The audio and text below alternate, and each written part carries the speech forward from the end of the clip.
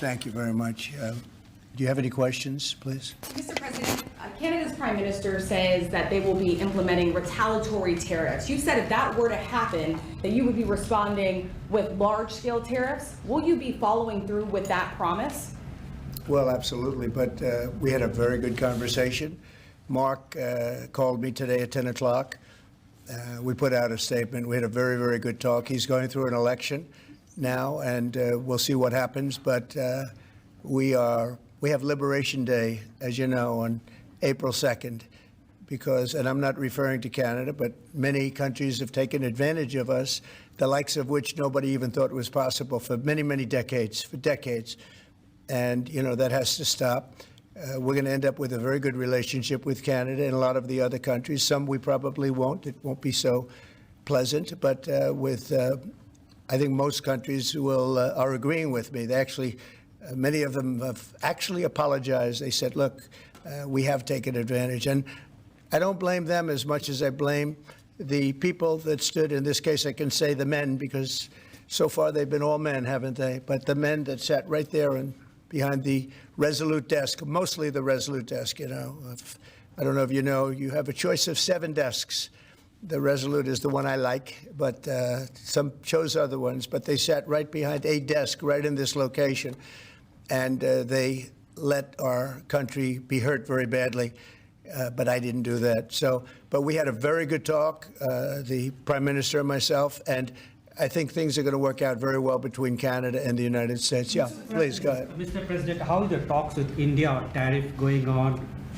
And what is the expectations from India? How much do you want them? Well, you know, Prime Minister Modi was here just recently, and we've always been very good friends. India is one of the highest tariffing nations in the world. You know that. I know. Thank you for shaking your head, but it's brutal. It's brutal. They're very smart, and he's a very smart man and a great friend of mine, actually. And we had very good talks. I think it's going to work out very well between India and our country. Very, very well. And I want to say you have a great Prime Minister. Mr. President, there's been a very serious earthquake in Burma, Myanmar today, with up to several hundred killed. Yeah. The military regime there has asked for help from anybody. Yeah, we're going to be helping. We've already alerted the people. Yeah, it's terrible what's happened. We've already spoken with the country. Okay, please. Mr. President, yesterday you asked Representative Stefanik to stay in her seat. Can you explain your reason for that? Did it have anything to do with the tight polling in the Florida district that former Representative Waltz held? Well, I think we're doing, yeah, I think we had, as you know, we have a few elections going on, and she is phenomenal, number one. She is a friend of mine, and she was going to go to the United Nations, and I said, look, there's a lot of room for doing that or something else, but she's very popular in her district, and I didn't want to take a chance. I don't even know who else is running. I assume somebody else would have been running, but if she runs, she can't be, you never want to say can't be beaten, but I think can't be beaten. She's very, very well-liked and very smart. And I said, Lise, would you do me a favor? We cannot take a chance. We have a slim margin. We don't want to take any chances. We don't want to experiment. And she polls like I do. I won her district, as you know, by a lot of points. And she also does very well there. When it comes to Florida, you have 2 races, and they seem to be good. It's a Trump plus 32 area. The one thing is they're spending like $12 million, and our candidate doesn't have that kind of money, spending much less than that, like maybe 1/12, about $1 million, a little bit more than $1 million. So the airwaves are blanketed, and you never know what happens in a case like that. I won it by 32 points.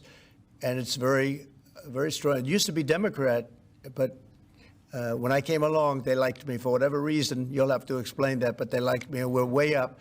But you don't know what happened. Second district, who seems to be in pretty good shape, but likewise, he's being outspent about 5-1.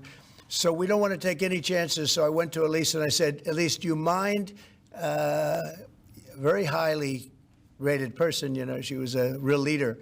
And she will be again. I spoke with Mike Johnson. They're going to put her in a high leadership position. But will you mind staying in Congress? Because we don't want to take any chances. And it's as simple as that. It's basic politics. It's politics 101. She's very popular. She's going to win. And somebody else will probably win, too, because we did very well there. I did very well there. But the word probably is no good. So I really appreciate her doing it. She's doing me a big favor when she does it, because she was all set to go to the United Nations, and she would have dealt with Putin and Zelensky and everybody else, and she would have been very effective. But we really don't want to take any chances, because it is tight. Mr. President, Go ahead, please. Thank you, sir. You and your team apprehended a top 3 leader in the violent gang MS-13 yesterday, just 30 minutes outside of Washington, D.C. What has made you and your team so effective in finding, locating, apprehending, and deporting these violent, illegal migrants? I love this guy. I wish more people would ask questions like that. But thank you. That's very nice. I appreciate it. And they happen. All you're doing is being fair with you when you ask a question in that way. Pam Bondi and Kash Patel and all of the rest of law enforcement. And I think we have to include ICE and Border Patrol, Paul of Border Patrol, the whole group from Border Patrol. They're so incredible, and it's dangerous stuff, hard stuff, and it's really an unforced error, because these people were allowed into this country. They shouldn't have been in this country. They would have never been in this country. We're getting rid of some of the worst criminals in the world. They came out of jails and mental institutions from all over the world. But Pam and the whole group, and Kash, who's here, and it's so good to have him. I see him all over. He's working 24 hours a day, but the job they've done is incredible. And they caught one of the worst criminals in the world, I guess, in terms of evilness. You don't get any worse than the MS-13 guys and the Tren de Aragua guys. You could flip a coin. It's a rough group. And, the big thing is they have to be able to do their job. I was watching it on television like you, and I saw the home that he lived in a good area, but boy, they had a lot of weaponry in there, right? Highly sophisticated, really brutal stuff. So I appreciate the question, and I just want to thank Kash and Pam and the whole group for doing a fantastic, and the local law enforcement who's been so terrific, even first responders. So I want to thank everybody, and thank you very much. Mr. President, I wanted to say, first of all, happy Women's Month. You do so much for women by, first of all, keeping men out of women's sports, and you platform so many. That was an easy one. That was crazy. You platform so many great women, like your Chief of Staff, Susie Wiles. You also have Caroline Levitt doing a great job as press secretary. Now Alina will be joining as well. Since Democrats seem to struggle answering this question, I wanted to ask you, what is a woman, and why is it important that we understand the difference between men and women? Well, it's sort of easy to answer for me, because a woman is somebody that can have a baby under certain circumstances. She has a quality. A woman is a person who's much smarter than a man, I've always found. A woman is a person that doesn't give a man even a chance of success. And a woman's a person that in many cases has been treated very badly, because I think that what happens with this crazy issue of men being able to play in women's sports is just ridiculous and very unfair to women and very demeaning to women. And that's got to be about a 94%. I read today it was a 94% issue. And the other day, I watched a congressman, a Democrat congressman, fighting for the fact that men should be allowed to compete essentially in women's sports. And I say, I hope they keep that going, because they'll never win another election. That's a big deal. But women are basically incredible people, do so much for our country, and we love our women, and we're going to take care of our women. Yeah. What was your reason for pardoning Trevor Milton? Highly recommended by many people. That was taken advantage of. He did a business deal like in Utah, as I have it, and I think he was exonerated, and then they brought him into New York, where he had a rough road. I mean, he was exonerated. It was a big celebration. Again, I don't know him, but they say it was very unfair, and they say the thing that he did wrong was he was one of the first people that supported a gentleman named Donald Trump for president. He supported Trump. He liked Trump. I didn't know him, but he liked him. It was in Utah, and they went after him. They went after his family. They went after his businesses. And he was, I believe, exonerated. And then they went after him again, and they brought him this time into Manhattan. And he had nothing to do with Manhattan. And they got him. And I said, that's unfair. There are many people like that. They support Trump, and they went after him. You don't realize this is a vicious group of people that were in this office before us. This is a vicious group. They're violent. What they were doing to people, and you could go story after hundreds and even thousands of stories, and they went after this man. And when I heard about it, I said, nope, not going to happen. They destroyed 5 years of his life. He fought for 5 years of his life, and he did nothing wrong. And he's a good person. And basically, I had these fantastic recommendations about him from people that you know very well, all top-of-the-line people. They thought it was a horrible thing. There are many such cases, by the way, many such cases. Mr. President, should Americans buy cars now if they want to avoid Please go higher ahead. prices? Thank you, Mr. President. Have you spoken with Vladimir Putin about buying weapons from Iran and from North Korea? Not about specifically that, no, I haven't. Well, that seems to be an issue that you want to make important is... Well, I'm making all issues important. You got a lot of important issues. You also have the children issue that's important. You know, it's a lot of children are living in Russia right now. That's a horrible situation that would have never taken place if the country is being decimated. But, you know, they're losing 2,500 on average young men, mostly men, almost in all cases men, actually, but young men every single week, 2,500. And they're not from our country. They're from Ukraine and they're from Russia.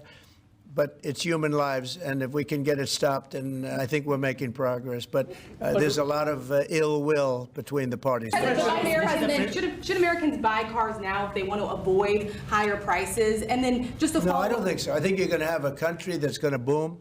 I just spoke to Tim Cook of Apple. He's investing $500 billion in the United States, which he would have never. He told me, I would never have done it if you lost the election, and I would have never done it if there wasn't a tariff system that is a incentive for people to come. And remember, there are no tariffs. All you have to do is do your work right here. If you have your company here, if you build your product, make your car, or whatever it is you're making, no tariffs. And we're going to have, I think, Scott, I would say we're close to $4 trillion, even going close to $5 trillion. Now, we haven't had that for years. If you add up years, they haven't invested like that. And here we are in 2 months. We think we're up to close to $5 trillion of investment. They're going to build car plants. They're already building. Many of them have already started. And if you build a car in the United States, and one thing that I just spoke with John Thune about, I just spoke to Mike Johnson about, Speaker, we're going to do something that has never been done in this country before. I'm very proud to say it was my idea. And so sometimes a simple idea, they say, how'd you think of that one? It's so simple, it was never done. If you buy a car in the United States that's made in the United States, if it's manufactured here, when you borrow money, if you borrow money, you have interest payments, we're going to let you deduct the interest payment for income tax reasons. And I think that's going to more than pay for itself. I think people are going to be they've never had a deduction. You know, deductions are supposed to be for like rich people, and it's unfair to have that. But rich people are, I think I know more about deductions than any human being on earth. But, you know, the truth is that people that are middle-income people that buy a car and actually have to borrow money, they're going to now get an interest deduction on their car if it's made in the United States. If it's made someplace else, that won't take place. But car companies, as you know, are already expanding and building new plants. They've already started. And I think you're going to see numbers. Howard, you're seeing it. And Scott, you're seeing it. You're going to see numbers the likes of which you've never seen before. Yeah, please go ahead. The vice president is in Greenland right now. Do you have plans to expand U.S. military presence in Greenland?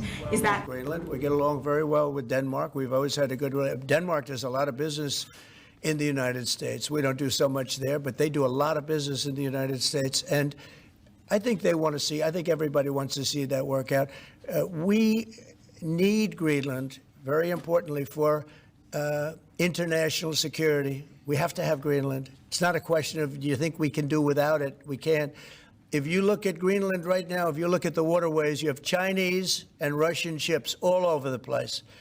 And we're not going to be able to do that. We're not relying on Denmark or anybody else to take care of that situation. And we're not talking about peace for the United States. We're talking about world peace. We're talking about international security. And right now, you look at it, you have warships all over the place going through right along Greenland. We're not going to let that happen. We cannot let that happen. Or if it's going to happen, we have to be protective of our country, and more not only of our country, of the world. So Greenland is very important. In modern day weaponry makes Greenland 100 years ago, less so. But also, Would you like to visit Greenland? if you notice, also some of those, you could call them roadways, okay? They're water roadways. But some of those areas are opening up, and they're opening up icebreakers out there. They're opening them, and by just nature, they're opening up, and they're headed right into China, right into Russia. And we have no choice. The answer is he's there with his wonderful wife, Usha. They're there right now. They landed a couple of hours ago, and they will represent us well. But Greenland's very important for the peace of the world, not us, the peace of the entire world. And I think Denmark understands it. I think the European Union understands it. And if they don't, we're going to have to explain it to them. Would you like to visit Greenland? Drones are attacking and killing Ukrainians every day. Why aren't you doing something about that? Well, we're going to see what happens with that. I'm getting reports on that, and we're looking at a report. You're right. They make a lot of drones. Iran makes a lot of drones. They make very effective drones, too. They do very effectively at some things. But Iran is very high on my list of things to watch. And as you probably know, I sent them a letter just recently, and I said, you're going to have to make a decision one way or the other. And we're going to either have to talk and talk it out, or very bad things are going to happen to Iran. And I don't want that to happen. And I don't say this through strength or weakness. My big preference is we work it out with Iran. But if we don't work it out, bad things are going to happen to Iran. Okay, thank you very much, everybody. Thank you. Guys, let's go. Come on, guys.